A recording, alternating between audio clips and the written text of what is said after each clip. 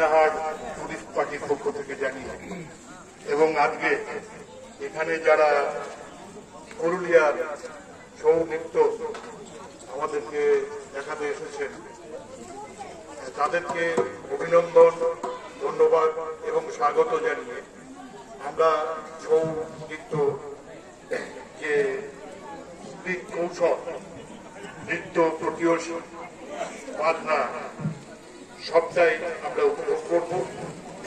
এই যে ছৌ নৃত্য, এই ছৌ নৃত্যটা মূলত ভারতীয় যে আদিবাসী সংস্কৃতি, ভারতীয় আদিবাসী সংস্কৃতির একটি ধারা।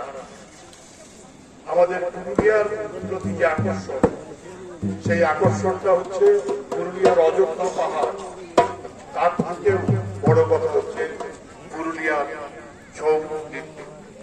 সেই ছৌ নৃত্য আমরা এখন উপভোগ করব। ধন্যবাদ সকলকে, ধন্যবাদ। আপনারা সকলে সমবেত হয়েছে, সকলকে ধন্যবাদ।